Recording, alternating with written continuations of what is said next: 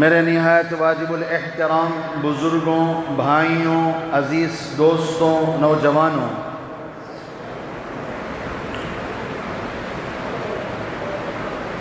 آج کے اس قرب قیامت کے دور اور زمانے اور وقت میں ہر شخص دوسرے کو نصیحت کرنا تو جانتا ہے، مگر خود کے عیبوں پر نظر ڈال کر اس کی اصلاح کرنا کوئی نہیں چاہتا۔ آج سنانے والے زیادہ ہیں، سننے والے بہت تھوڑے ہیں۔ ہر کوئی دوسرے کو سنا رہا ہے، ہر کوئی دوسرے کو نصیحت کر رہا ہے، ہر کوئی دوسرے کو واعظ بتا رہا ہے۔ بہت بڑے بزرگ گزرے ہیں، حضرت امام ربانی مجدد الفسانی رحمۃ اللہ علیہ، ان کے مکتوبات نے حضرت نے ایک ٹرم، ایک لفظ استعمال فرمایا، دید قصور، اپنے عیبوں پر نظر کا ہونا، اپنی غلطیوں کو سامنے رکھ کر اس کی اصلاح کی فکر کرنا، اپنے نفس پر گرفت ہو، اپنے نفس پر قابو رکھنے کی کوشش کرنا۔ دید قصور، انسان اپنی عیبوں پر نظر رکھے۔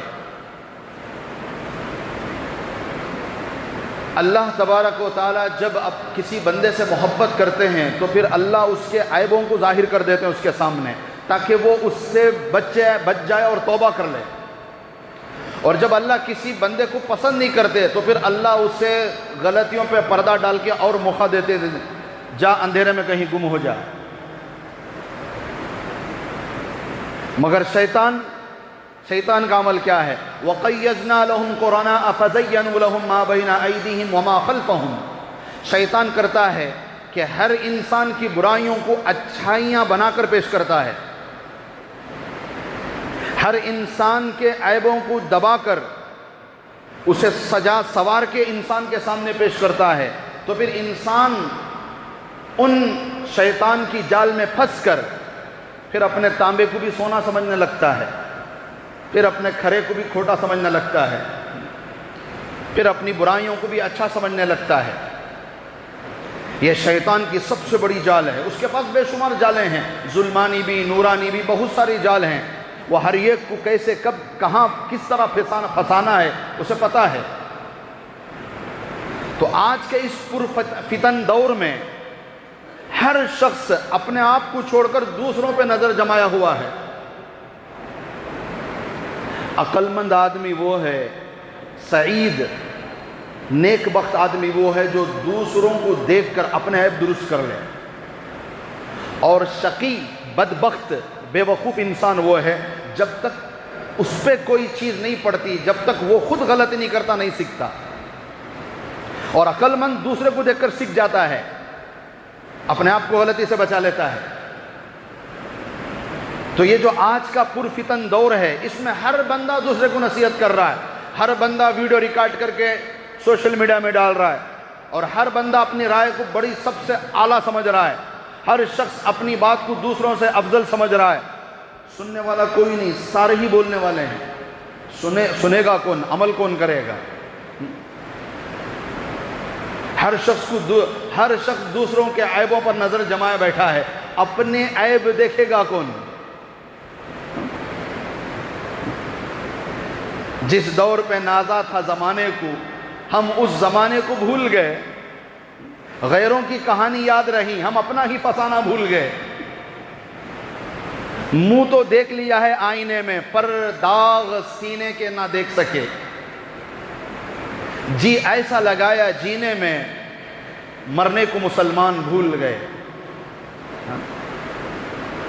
تکبیر تو آج بھی ہوتی ہے مسجد کی فضا میں اے انور، جس ضرب سے دل ہل جاتے تھے وہ ضرب لگانا بھول گئے۔ اپنے عیبوں کو چھوڑ کر دوسروں کے عیبوں کو تلاش کرنا، اپنی غلطیوں کو چھوڑ کر دوسروں کی غلطیاں ڈھونڈتے پھرنا، اپنی کوتاہیوں کو چھوڑ کر دوسروں کی کوتاہیوں پر نظر جمائے رکھنا، اپنی اصلاح کی فکر چھوڑ کر دوسروں کو نصیحتیں کرتے پھرنا، یہ اولیاء کی صفت نہیں ہے، بلکہ یہ فساق کی عادت ہے۔ نیک لوگوں کی صفت یہ ہے، اولیاء اللہ کی صفت یہ ہے، بزرگان دین کا عمل یہ ہے کہ وہ ہر وقت ہر زمانے میں اپنی غلطی پر نظر رکھتے ہیں کہ میری اصلاح کیسے ہو جائے، میں کیسے نمازی بن جاؤں، میں کیسے روزے دار بن جاؤں، میں کیسے قرآن پڑھنے والا بن جاؤں، میں کیسا سچا بن جاؤں، میں کیسا خدمت گزار بنوں، اور میرے اندر کا تکبر کیسے ختم ہو، میرے اندر کا غصہ کیسے ختم ہو، میرے اندر کا کینہ کیسے ختم ہو، میرے اندر کی نفرتیں کیسے ختم ہو، میرے اندر کے فساد کیسے ختم ہو۔ ہر زمانے میں یہ فکر ہونا ضروری ہے۔ میں خود گناہ میں مبتلا ہوں اور دوسروں کو نصیحت کر رہا ہوں کہ بھی گناہ سے بچ جاؤ۔ کسی بزرگ کے پاس ایک خاتون آئی اپنے بچے کو لے کر کہ حضرت میرے بچے کو نصیحت فرما دیں کہ یہ میٹھا بہت زیادہ کھاتا ہے۔ تو بزرگ نے فرمایا بہن کل آ جانا۔ تو وہ دوبارہ کل آ گئیں اپنے بچے کو لے کر۔ بزرگ نے کہا کہ بیٹا میٹھا زیادہ مت کھاؤ، یہ نقصان دہ ہے۔ تو ٹھیک ہے چلے گئے، مگر جاتے رہتے اس خاتون نے کہا کہ حضرت یہ بات تو آپ کل بھی کہہ سکتے تھے، مجھے ایک اور چکر لگانے کی کیا ضرورت تھی؟ تو حضرت نے کہا کل میں خود میٹھا کھا کے بیٹھا تھا، بچے کو نصیحت کیسے کرتا کہ میٹھا مت کھانا۔ آج میں نے میٹھا چھوڑا ہے، پھر بچے کو میں نے نصیحت کی ہے تاکہ بچے پر بات کا اثر ہو۔ ہم خود سچے بن کر پھر کہیں کہ سچ کہو تو اثر ہوتا ہے۔ میرے الفاظ سے زیادہ قریب میرے کان ہیں، اگر میری باتوں کا اثر میرے کانوں کے ذریعے دل پر نہ ہوا تو میں یہ کیسے تصور کروں کہ میرے باتوں پر آپ عمل کریں گے؟ جب قریب میں رہنے والے کان اس کا اثر نہیں لے رہے ہیں تو مجھ سے دور رہنے والے کان کیسے اثر لیں گے؟ یہ چیزیں ضروری ہیں آج کے زمانے میں۔ ہم سننے والے بنیں، خاموش رہنے والے بنیں، اپنے اندر اثر لینے والے بنیں۔ ہم اپنی غلطیوں پر نظر رکھیں، اپنے عیبوں پر نظر رکھیں کہ کس طرح ہماری اصلاح ہو۔ اگر ہم ہر وقت دوسرے پر نظر جمائے بیٹھیں گے تو پھر کیا بنے گا؟ باپ چور تھا، بیٹا بھی چور بنا، اور بیٹے نے اپنے دوستوں کو اپنے باپ کی چوریوں کی داستان سنا رہا تھا۔ تو بتائیں بیٹے نے کیا کہا؟ ایک دن تھا میرے باپ چوری کرنے کے لیے، میرے ابو بہشتی، کیا کہنے لگا؟ میرے ابو بہشتی ایک دن چوری کرنے کے لیے جب کسی کے گھر میں داخل ہوئے تو وہاں ایک بدماش کھڑا تہجد پڑھ رہا تھا۔ اپنے ابو کو کیا کہہ رہا ہے؟ بہشتی، جنتی، کہ میرے ابو بہشتی جب چوری کرنے کے لیے گھر میں داخل ہوئے تو وہاں ایک بدماش کھڑا تہجد پڑھ رہا تھا۔ تہجد پڑھنے والا بدماش ہو گیا اور چوری کرنے والا باپ جنتی بن گیا۔ الفاظ بدل جاتے ہیں جب تصورات بدل جاتے ہیں۔ یہی ماحول ہے آج کی دنیا کا، آج کے موسم کا، آج کے ماحول کا۔ ہم خود تو نماز نہیں پڑھتے، بچوں کو ڈانٹتے رہتے کہ نماز نہیں پڑھتا، نماز نہیں پڑھتا، وہ کہاں سے نمازی بن جائیں گے؟ ماحول کا ایک اثر پڑتا ہے اپنی ذات پر کہ ہم اپنے قصور کو سامنے رکھیں۔ دوسروں کے عیبوں پر نظر ڈالنے والے کی کبھی غلطیاں صحیح نہیں ہوتی۔ اپنی غلطی، اپنی خطا، اپنی کمزوری، اپنی غفلت کو سامنے رکھ کر چلو۔ دوسروں سے کیا مطلب ہے؟ دوسروں کے عیب تلاش کرو گے، کیا تمہیں فائدہ مل جائے گا؟ اس سے کوئی فائدہ نہیں ہوتا۔ اپنی غلطی پر نظر رکھو گے تو فائدہ ہوگا، اس کی اصلاح ہو جائے۔ تو اس لیے میرے عزیزوں یہ چیز کا تصور کرو، ورنہ شیطان نہ آج ہر انسان کو اس کی غفلت کو مزین کر کے بتا رہا ہے، اس کے گناہوں کو سجا سوار کے بتا رہا ہے۔ شیطان کا کام ہی یہی ہے کہ وہ بگاڑتا ہے، بہکاتا ہے، پھسلاتا ہے۔ آج ٹی وی گھنٹوں ٹی وی دیکھنے والے کو کوئی عیب نظر نہیں آ رہا ہے، وہ سمجھ رہا ہے کہ میں کوئی برا کام نہیں کر رہا ہوں، جب سب دیکھ رہے ہیں تو میرے دیکھنے میں کیا حرج ہے۔ آج نماز چھوڑنے والے کو کوئی افسوس نہیں ہو رہا ہے، کیونکہ شیطان نے اس کے سامنے سوار دیا ہے، تو اکیلا نماز نہیں چھوڑ رہا ہے، سارا محلہ چھوڑ کے بیٹھا ہے۔ جا کے دیکھ لے فجر میں مسجد فاضل چھوٹے مارکیٹ کی، 1-1.5 سب سے زیادہ نہیں لوگ، جبکہ جمعہ میں ماشاءاللہ نیچے کا حصہ بھی بھر رہا ہے، اوپر کا حصہ بھی بھر رہا ہے۔ فجر میں کہاں ہیں؟ تو اکیلا نہیں ہے، سارے ہی چھوڑ رہے ہیں۔ جب اللہ سب کو معاف کریں گے تجھے بھی معاف کر دیں گے، بات ہی ختم ہو گئی۔ یہ شیطان کی چیزیں ہیں جو آپ میں ڈالیں گے۔ جب رشوت لے گا انسان تو شیطان نے اسے سجا کے پیش کیا، تو اکیلا نہیں لے رہا ہے، ساری دنیا رشوت لے رہی ہے، اور تو تھوڑی نہ اپنے لیے لے رہا ہے، اپنے بیوی بچوں کو پالنا بھی تو ضروری ہے بھائی۔ اب یہاں آ کے انسان کے دماغ میں کیا آیا کہ میں کوئی برا کام نہیں کر رہا ہوں، سب کر رہے ہیں وہی میں بھی کر رہا ہوں، اور میں اپنے لیے کر رہا ہوں کیا؟ میں تو اپنی دو روٹی پر میں صبر کر لوں گا، مگر میرے بیوی بچوں کو بھی تو مجھے پالنا ہے۔ یہاں آ کر بندہ سمجھ رہا ہے کہ میرا رشوت لینا صحیح ہے، جھوٹ بولنے سے پہلے ہمیں ڈر نہیں لگتا، خوف نہیں لگتا، جبکہ کتنی دفعہ سنا ہے کہ جھوٹ کا ایک بول ہمارے فرشتوں کو دور کر دیتا ہے 1 میل۔ اور آپ صلی اللہ علیہ وسلم نے کیا فرمایا کہ مومن بزدل ہو سکتا ہے، مومن بخیل ہو سکتا ہے، مومن جھوٹا نہیں ہو سکتا۔ اتنی بڑی بات فرمائی، اور کبھی جھوٹ بولتے ہوئے ہماری زبان پر 1 سیکنڈ کے لیے بھی لکنت نہیں آتی۔ اور تصور کیا ہے پتہ ہے، سب بولتے ہیں میرے بولنے میں کیا حرج ہے، یہاں آ کر گناہ ہلکا ہو جاتا ہے، یہاں آ کر گنہگار کو اپنا گناہ بڑا نہیں سمجھ میں آتا۔ جب سب کر رہے ہیں تو میرے کرنے میں کیا ہے، جب سب غلط تول رہے ہیں چھوٹے مارکیٹ کے اندر تو میرے غلط تولنے میں کیا حرج ہے، جب سب عیب چھپا کے بیچ رہے ہیں سامان تو میرے عیب چھپا کر سامان کے بیچنے میں کیا حرج ہے، جب سب دھوکہ دے رہے ہیں تو میرے دھوکہ دینے میں کیا حرج ہے۔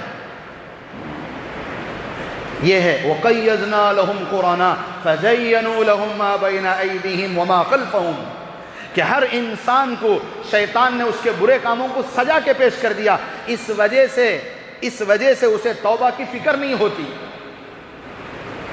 دنیا کی سب سے بڑی بیماری پتہ کیا ہے، کہ خود مریض اس مرض کو مرض نہ سمجھے، یہ سب سے بڑی بیماری ہے۔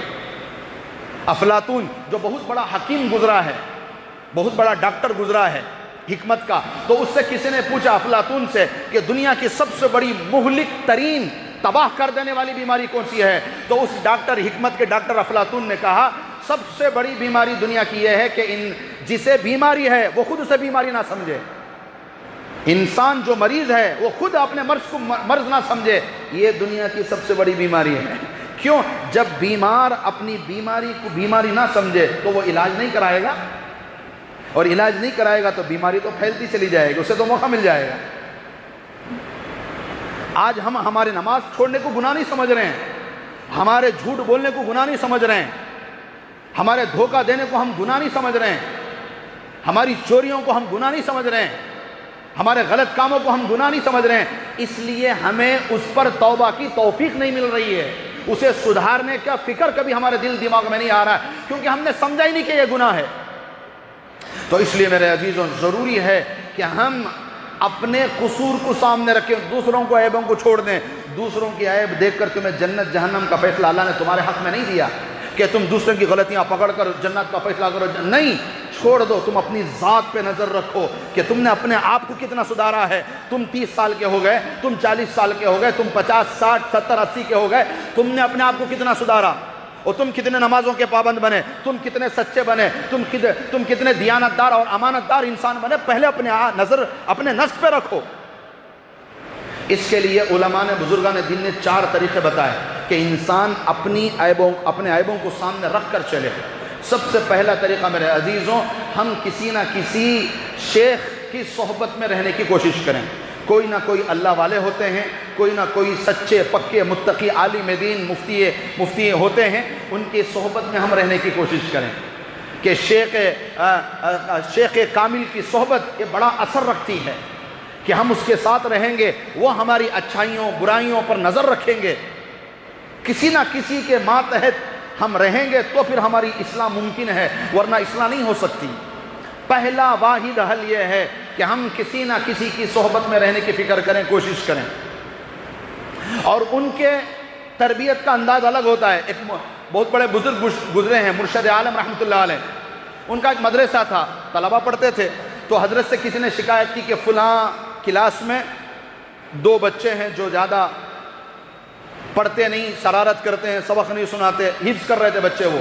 تو مرشد عالم رحمۃ اللہ علیہ جو بہت بڑے بزرگ ہیں، مربی بھی ہیں، بہت بڑے اللہ والے بھی گزرے ہیں الحمدللہ، تو انہوں نے کہا ٹھیک ہے۔ تو پھر ایک دفعہ یوں ہی گزرتے ہوئے اس کلاس کے اوپر سے گزرے جہاں سے شکایت آئی تھی، اور استاد سے بات چیت کی کہ آپ کے بچے کیسے پڑھ رہے ہیں، کہ الحمدللہ اچھے پڑھ رہے ہیں۔ کہا تمہاری کلاس کے کوئی بچے کو کہو کہ مجھے قرآن سنائے، ایک منزل سنائے، تاکہ مجھے بھی پتہ چلے کہ تمہارے کلاس میں تعلیم کیسی ہو رہی ہے۔ تو حضرت استاد نے کہا آپ جس بچے کو چاہے بلا لیں۔ تو پھر حضرت نے اس بچے کا انتخاب کیا جس بچے کی شکایت لگی تھی، کسی کو پتہ ہی نہیں چلا۔ تو پھر وہ بچہ جب حضرت کے پاس قرآن سنانے کے لیے آیا، تب حضرت نے 4 دیواری کے اندر بٹھا کر اسے نصیحت کی کہ بیٹا یہ تیرے اندر جو کوتاہی ہے اسے دور کرو۔ ایسی تربیت فرمائی، نہ کسی کو پتہ چلا، نہ کسی کے سامنے اس کا عیب ظاہر ہوا۔ تو یوں اللہ والے ہماری ان کی صحبت میں رہیں گے تو پھر اللہ والے تمہاری برائیوں پر نظر رکھیں گے، پھر اس کی اصلاح کی فکر کریں گے۔ بایزید بستامی رحمۃ اللہ علیہ جو بہت بڑے ولی گزرے الحمدللہ، ان کا ایک مرید تھا، اس نے آ کر بڑے فخر کے ساتھ حضرت کے سامنے کہا کہ حضرت آج کل خواب میں مجھے جنت دکھائی دے رہی ہے، آج کل مجھے خواب میں، ماشاءاللہ ویسے تو بہت سارے لوگ ہیں جو جنت بھی دیکھنے لگے ہیں، حوروں کو بھی دیکھنے لگے ہیں خوابوں کے اندر، اور ان کا تصور ہے کہ ہم بس پہنچ گئے ساتواں آسمان کے اوپر، بس ولایت ملنا باقی ہے اور بس فرشتے آنا جانا شروع ہو جائیں گے۔ ہوتا ہے کچھ لوگوں کو یہ گمان لگ جاتا ہے۔ تو مرید نے بڑے سینہ تان کر آ کر کہا کہ حضرت آج کل مجھے خواب میں جنت دکھائی دے رہی ہے۔ تو بایزید بستامی رحمۃ اللہ علیہ نے فرمایا کہ ایک کام کرو، کل سے جب جنت خواب میں دکھائی دو تو زور سے لا حول ولا قوہ پڑھو۔ تو مرید حیران ہو گیا کہ بھئی حضرت کو کیا ہوا، جنت پر کوئی لا حول پڑھتا ہے؟ پھر اس کے اندر بات آئی کہ نعوذ باللہ ہو سکتا ہے شاید حضرت کو میری ترقی سے جلن ہو رہی ہے، ہو جاتا ہے، شاگردوں کو دھوکہ لگ جاتا ہے۔ جب بچہ لکھتا ہے نا ایگزام آنسر، اسے سارے آنسر صحیح لگتے ہیں، حقیقت تب پتہ چلتی ہے جب چیک کرنے والا بیٹھتا ہے، چاروں طرف جب ریڈ پین سے لگاتے رہے نا مارکیں، تب پتہ یہ ہے او وہ ہے او یہ سمجھاتا، اب پتہ، ورنہ تو وہ یہی کہے گا میں نے تو سارے آنسر لکھے۔ آج کل کے تو شاگرد سبحان اللہ وہ خود استاد کو سکھانے والے ہیں۔ تو حضرت نے کہا کہ کل جب جنت دکھائی دے نا خواب میں تو کیا پڑھو، لا حول پڑھو۔ تو اس نے تو کچھ نہیں کہا حضرت کے لحاظ اور ادب میں، مگر اندر سے اسے یہ فیل ہوا کہ شاید حضرت میری ترقی سے جل رہے ہیں، جلیسی فیل کر رہے ہیں۔ تو بہرحال مرید تھا تو حضرت کی بات لے کر چلا گیا۔ پھر اگلے دن جب خواب میں جنت دکھائی دی تو پھر اس نے زور سے حضرت کی بات پر عمل کرتے ہوئے کہا لا حول ولا قوہ، اچانک جنت غائب، پھر دنیا نظر آنے لگی۔ تو حیران ہو گیا کہ حضرت یہ کیا ماجرا ہے۔ پھر جب اگلے دن آ کر حضرت کے سامنے اپنا خواب سنایا تو حضرت نے کہا کہ اپنے مرید سے کہا یاد رکھو جو تمہیں جنت دکھائی جا رہی تھی نا وہ جنت نہیں تھی، وہ دنیا کا کوئی باغ تھا جو شیطان نے تمہارے دماغ میں جنت کا تصور کرایا تھا، اور جب تم نے لا حول پڑھا تو شیطان بھی گیا، اس کے تصورات بھی چلے گئے، حقیقت کیا تھی وہ تمہارے سامنے آ گئی۔ یوں ہوتی ہے اصلاح، یوں اللہ والے اصلاح کرتے ہیں، ورنہ ہم تو بس دنیا کے باغ دیکھ کر سمجھتے ہیں کہ ہم تو جنت میں ہیں، دنیا کی عورتوں کو دیکھ کر ریل میں دیکھ کر رہتی، خواب میں بھی انہیں دکھی تو حور دکھی کرتی تمہیں۔ تو یہی مسئلہ ہے کہ ہم لوگ خواب دیکھ کر سمجھ لیتے ہیں کہ ہم تو بس پہنچ گئے ساتویں آسمان پر، بس کعبے کا طواف ہو گیا، اب بیت المعمور کا طواف باقی ہے۔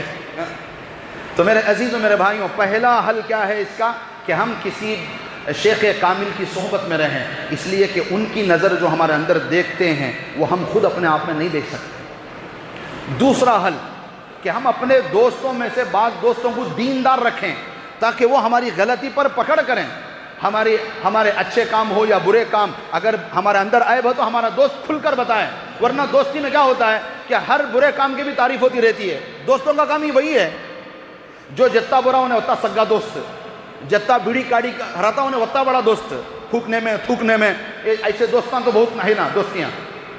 کون تو بھی ایک جنا بیڑی پیتے ہوئے، بیڑی پینا اچھی بات نہیں کرتا، دوسرے دن سے دوستی کٹ۔ تو ہماری دوستی کا مدار کیا؟ بیڑی، سگریٹ، تمباکو، گٹکا، ہمارے دوستی کا مدار یہ ہے۔ حالانکہ دوستی کا مدار دینداری پر ہونا چاہیے کہ ہمارا دوست دیندار ہو تاکہ وہ ہمارے عیبوں پر انگلی رکھ سکے اور ہم اسے اپنا محسن سمجھیں۔ حضرت سیدنا عمر رضی اللہ تعالیٰ عنہ فرماتے تھے کہ جو میرے عیب بتائے گا میں اس کے لیے اللہ سے مغفرت کی دعا کروں گا، اور دعا کیا کرتے تھے؟ اللہم اجعلنی فی عینی صغیرہ وفی اعین الناس کبیرہ، اے اللہ مجھے اپنے آپ میں چھوٹا کر دے، میں اسی لائق ہوں، بس لوگوں کی نظر میں مجھے بڑا کر دے تاکہ میں جب کوئی دین کی بات کروں تو لوگ میری بات قبول کریں۔ اپنے آپ میں کوئی بڑا نہیں، اپنے آپ میں چھوٹا ہوں، میری کوئی حیثیت نہیں۔ اور ہمارا پتہ کیا حال ہے، ہم اپنے آپ کو بڑا سمجھتے رہتے ہیں، اور لوگ تو ہمارے پیٹھ پیچھے ہماری حقارت بیان کرتے رہتے ہیں۔ اور حضرت عمر رضی اللہ تعالیٰ عنہ کی دعا الٹی تھی، اور یوں حضرت عمر رضی اللہ تعالیٰ عنہ ایسے دوست رکھے ہوئے تھے کہ ان کے عیبوں پر وہ نشاندہی کرتے تھے، اور اپنے گورنروں پر بھی، ہمس کے گورنر کی شکایتیں حضرت کے پاس آئیں، حضرت عمر کے پاس کہ آپ نے جسے گورنر بنا کر ہمس کو بھیجا ہے وہاں لوگوں کی شکایتیں ہیں. تو حضرت نے بلا کر پوچھا کہ بھی کیا شکایتیں اپنے گورنر سے؟ تو لوگوں نے کہا 3 شکایتیں. کیا ہیں بتاؤ؟ نمبر 1، صبح میں بڑا دیر سے آتے ہیں دفتر، ہم ہماری ضرورت کیسے لے کر جائیں گے؟ اچھا. دوسری شکایت کہ رات میں یہ ہماری کچھ نہیں سنتے، بس کمرہ بند کر کے بیٹھے رہتے ہیں. اور تیسری شکایت پورے مہینے میں 1 دن کی چھٹی لیتے ہیں. 3 شکایتیں. پھر حضرت عمر رضی اللہ تعالیٰ عنہ نے ہمس کے گورنر کو بلایا، اپنے ساتھی کو بلایا، صحابی کو بلایا، بھائی ان کے سوالات کے جوابات دو، میں نے تمہیں ذمہ داری دی ہے اور عوام کے اندر تمہاری یہاں غلط فہمیاں ہیں، جواب دو اس کا.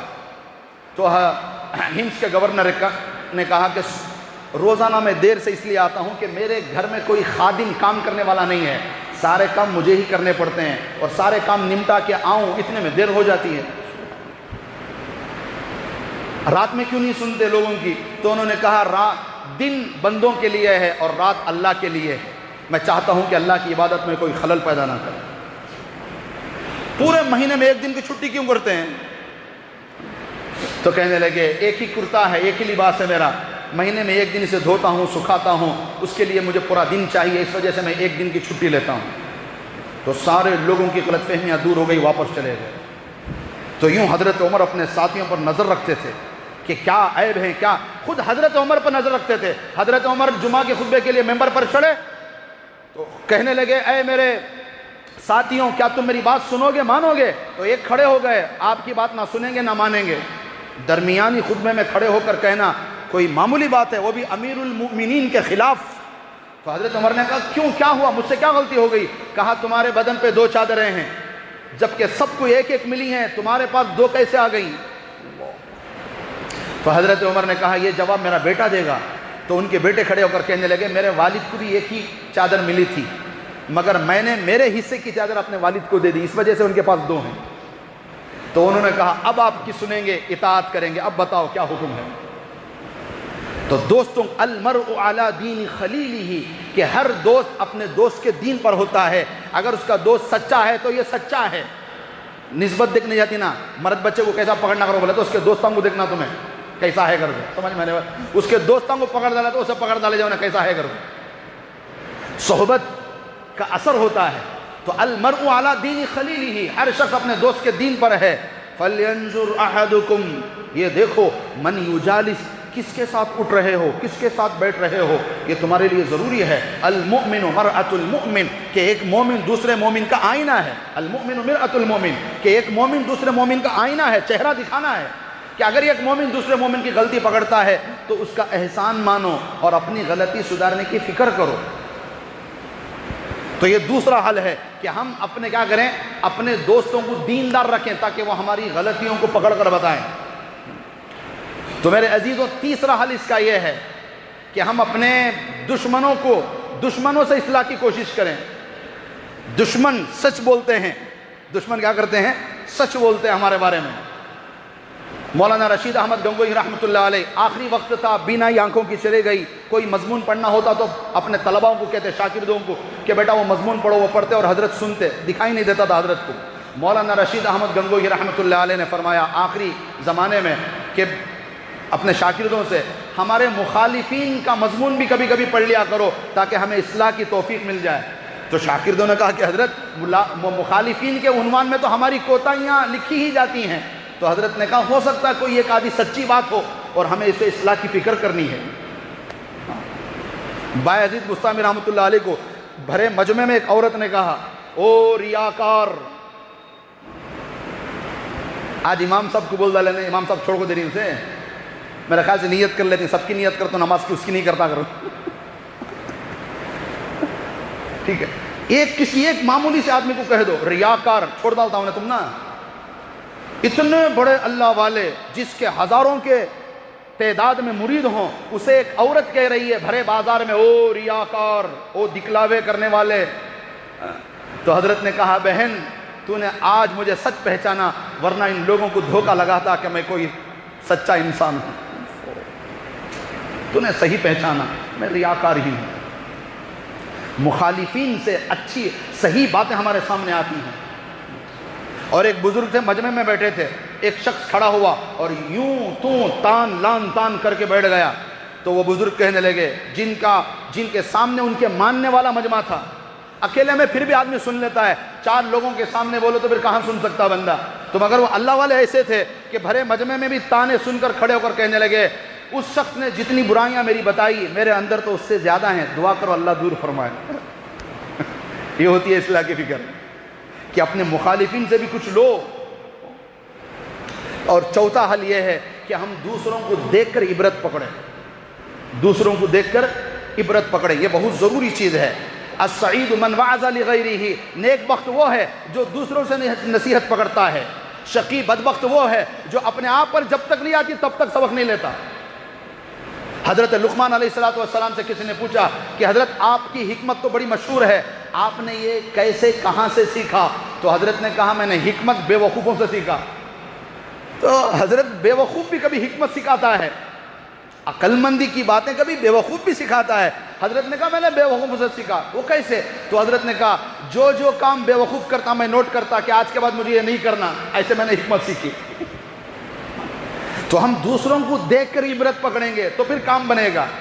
یہ نہ کرے کہ دوسروں کو دیکھ کر عبرت پکڑنے کی عادت، اس سے بہت جلدی غلطی کی اصلاح ہو جاتی ہے۔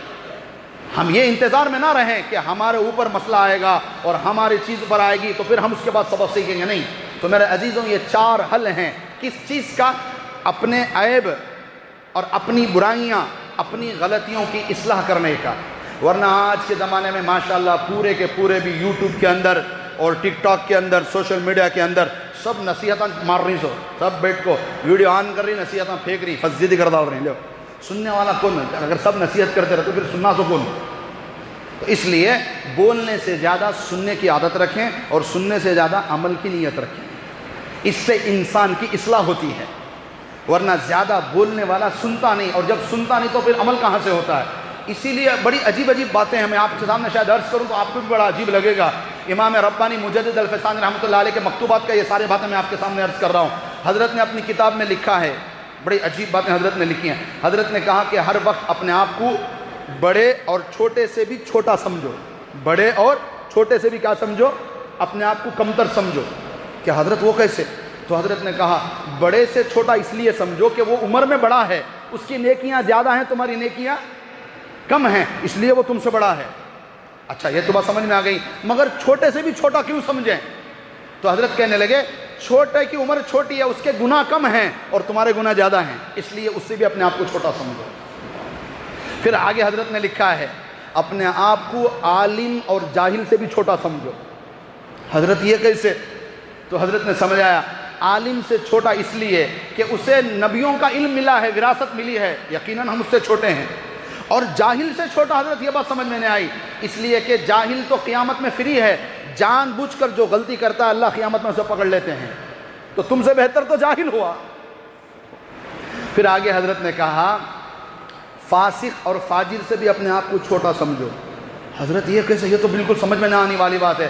تو حضرت نے کہا فاسق اور فاجر، کبیرہ بڑے بڑے گناہ کرنے والا، اس سے بھی چھوٹا سمجھنے کا کیا مطلب ہے؟ کہا قرآن میں اللہ نے کیا فرمایا؟ فَأُولَٰئِكَ يُبَدِّلُ اللَّهُ سَيِّئَاتِهِمْ حَسَنَاتٍ، کہ جب کوئی بندہ سچے دل سے توبہ کرتا ہے تو اس کے جتنے گناہ ہیں اللہ اسے نیکیاں بنا دیتے ہیں۔ ہو سکتا ہے فاسق فاجر آج توبہ کر لے، اس کے گناہ نیکیوں سے بدل جائیں اور وہ تم سے زیادہ ہو جائیں۔ تو پھر اس کے بعد حضرت نے کہا کہ اپنے آپ کو کافر سے بھی چھوٹا سمجھو۔ تو شاکر نے کہا کہ حضرت یہ بات تو ہماری سمجھ میں نہیں آئی کہ ہم مومن ہو کر یہ کافر سے اپنے آپ کو چھوٹا کیسے سمجھیں؟ تو حضرت نے کہا وہ تم اپنے ایمان کی فکر کرو، کیونکہ ایسے واقعات گزر چکے ہیں کہ ایک مومن آخری وقت میں کافر بن جاتا ہے اور یہ کافر آخری وقت میں مومن بن جاتا ہے۔ اپنے ایمان کی فکر کرو۔ اگر فخر تکبر عجب خود پسندی تمہارے اندر ہوگی، اللہ کہیں ایمان سے محروم کر دے گا اور تم کافر ہو کر مر جاؤ گے، اور جس کافر کو تم برے نگاہ سے دیکھو گے اگر وہ ایمان والا ہو کر مر جائے تو پھر کیا بنے گا؟ یہاں تک کہ میرے عزیزوں حضرت نے لکھا ہے اپنے آپ کو خارش لگے کتے سے بھی کمتر سمجھو۔ تو حضرت شاکر نے کہا کہ حضرت یہ بات بھی ہمارے سمجھ کے اوپر ہے۔ تو حضرت نے کہا کیونکہ خارش لگا کتا اپنے مالک کا بڑا وفادار ہوتا ہے، مگر انسان ہے کہ اللہ کا کھاتا پیتا ہے مگر مسجد کو نہیں آتا، اللہ سے دور بھاگتا ہے۔ 1000 دفعہ اس جانور کو بھگاؤ گھر سے مالک بھگا دے پھر بھی وہ آ کر وہیں پر بیٹھے گا. مگر یہاں انسان ساری زندگی اللہ کی نعمتیں کھا کھا اس کے دانت ٹوٹ گئے مگر مسجد کو آنے کا دل نہیں کرتا. تو کیا ہوا؟ وہ بھلا کہ ہم. یہ بڑی قیمتی باتیں اللہ والوں کی. تو بہرحال میرے عزیزوں، ہم اس بات کی فکر کریں کہ میں اپنی ذات کی اصلاح کروں، دوسروں کو نصیحت کرنے سے زیادہ اپنے آپ کی فکر کروں، میرے اندر کیا عیب ہے میں اس پہ نظر رکھوں انشاءاللہ. تو اس کے علاوہ میرے عزیزوں، حالات حاضرہ میں آپ دیکھ رہے ہیں کہ ملک کے کیا حالات ہیں. سونا خریدنا نہیں کہتے، کون کون خریدے؟ جلدی ہاتھ اٹھا دیں گے. ارے بھئی اس ملک میں 80,000 لوگ بیچارے راشن لے کو کھاری حکومت سے سونا خریدنے ہو ان کو. روز کا مل کو مہینے کا بھاڑا دے اللہ تو بہت ہے. سونا خریدنا نہیں، ٹھیک ہے. اچھا پیٹرول بھی زیادہ استعمال کرو ان کو. اب پیٹرول زیادہ استعمال نہیں کرے تو کیا کرنا؟ سائیکل چلانا. ایک واقعہ بھی ہوا، وہ ایک بڑے جج صاحب وزیر اعظم کی بات مان لیے، پیٹرول زیادہ چلانا نہیں، اس سے سائیکل چلا رہی انہوں. کیا چلا رہی؟ اپنے گھر سے کورٹ کو جانے کے واسطے سائیکل اٹھا لیا اور سائیکل میں جا رہی. مگر انہوں سائیکل میں جا رہی سو کیمرہ کوریج کرنے کے واسطے 10 جنے گاڑیاں میں جا رہی. پیٹرول کتنا اچھا بچا. انہوں سائیکل میں جا رہی مگر انہوں سائیکل میں جا رہی اسے دکھانے کے واسطے کتنے گاڑیاں ہیں؟ 10 گاڑیاں، 2 آگے 2 پیچھے، 2 سیدھے طرف 2 دائیں، سب جنے کیمرہ پکڑ رہی. کیا کہتے جج صاحب سائیکل میں جا رہی، پیٹرول بچا نہیں کہتے. 10 گاڑیاں ادھر ادھر پھر نا ان کا پیٹرول کون ڈالنا؟ یہ ہمارے ملک کے ایسے حالات ہیں. تو اس وقت میرے عزیزوں ملک کے اندر کیا حالات ہیں دیکھو. یہ ہمارا جیسا کہ آج کا عنوان ہے، سب سے پہلے اندر جھانکو گر کو. پوری دنیا کی امت مسلمہ کی آبادی اس وقت 1 ارب 80 کروڑ ہے. 1 ارب 80 کروڑ پوری دنیا کے مسلمان ہیں. 50% اسلامی ملک ہیں، آزاد ریاستیں ہیں اسلامی. کہتے ہیں 57 اسلامی کنٹریز ہیں اس وقت پوری دنیا میں. 1 ارب 80 کروڑ مسلمان ہیں، 50% اسلامی کنٹری ہیں. 60% تیل کے جو خزانے ہیں وہ مسلمانوں کے پاس ہیں. 50% خزانے گیس کے مسلمانوں کے پاس ہیں. اور کیا ہے مسلمانوں کے پاس؟ توحید ہے، سیرت طیبہ ہے، نبی کی زندگی ہے، قرآن ہے، حدیث ہے. پھر بھی آج پوری دنیا کے اندر مسلمان کا کوئی وزن نہیں ہے. سب اللہ نے دیا، اللہ نے کوئی کمی نہیں کی. 60% تیل اللہ نے تمہارے ملکوں میں نکالا ہے. 50% گیس تمہارے ملکوں میں اللہ نے پیدا کیا. 50% تمہارے ملک اللہ نے بنا کر دیے. اور اللہ نے توحید ایک اللہ کو ماننے کی نعمت دی. قرآن جیسی عظیم کتاب دی. ہمارے پاس ہماری عظیم تاریخ ہے، ہمارے پاس ہمارے نبی کی سیرت طیبہ ہے. پھر بھی پوری دنیا کے اندر مسلمان کا وزن نہیں ہے. پتہ کیوں ہے؟ کیونکہ ہم اللہ اس کے رسول کے اس عشق سے دور ہو گئے. بولتے تو ہیں مگر عمل نہیں ہے. عشق کی بجھی آگ اندھیر ہے، مسلمان نہیں راکھ کا ڈھیر ہے. علامہ اقبال کا شعر ہے. عشق کی بجھی آگ اندھیر ہے، مسلمان نہیں راکھ کا ڈھیر ہے. ہیں مسلمان 1 ارب 80 کروڑ مسلمان ہیں. سب اللہ نے مسلمانوں کی کنٹریوں میں دیا ہے، سب سے زیادہ دیا ہے. مگر آج ہمارا کوئی وزن کیوں نہیں پتا ہے؟ ہم لوگ وقتی ہو گئے. جیسے غیر مسلم نہیں ہیں ویسے ہم وقتی طور پر جینا شروع کر چکے ہیں. عید آئے تو نماز، خاص دن آئے تو نماز، رمضان میں نماز، باقی 11 مہینے چھٹی، 12 ربیع الاول کو نبی کی سیرت، باقی پورا سال چھٹی. مخصوص دن میں عبادت کر کو ہمیں بھی آزاد ہو گئے.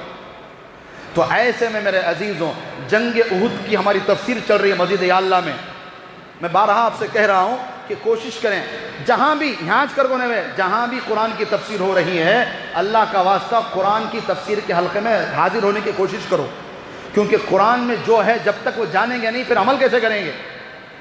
ساری دنیا کا لٹریچر پڑھ رہے ہو، قرآن نہیں پڑھو گے. تو اس ہفتے پورے جنگ احد کا سلسلہ چلا. اس میں نے ایک بات اتنی پیاری اللہ نے ہمارے سامنے لائی کہ ایک بات ہے، جنگ احد پورے کا پورا میدان مسلمانوں کے ہاتھ میں تھا. ایک غلطی، وہ بھی اجتہادی غلطی. اجتہادی کہتے ہیں پورا سوچ سمجھ کو کرے پھر بھی غلط ہوگا. اجتہادی غلطی، ایک غلطی صحابہ سے ہوئی کہ نبی نے فرمایا 50 بندے تیر انداز کے پہاڑ کے اس چوٹی پر رہنا، کچھ بھی ہو جائے تم نیچے مت آنا. مگر جب جنگ جیت گئے مسلمان، جنگ احد، تو پھر ان 50 میں سے 40 لوگ نکلنے لگے مسلمانوں کے پاس. تو امیر صاحب نے کہا کہ نبی نے منع فرمایا ہے نیچے مت اترنا. انہوں نے کہا کہ حضرت نبی نے تو فرمایا جنگ ہونے کے وقت میں، اب تو جنگ جیت گئے، اترنے میں کیا ہے. تو 40 بندے اتر گئے، 10 یا 11 بندے ادھر کھڑے رہے، اور پیچھے سے دشمن نے حملہ کیا، وہ سب کے سب شہید ہو گئے.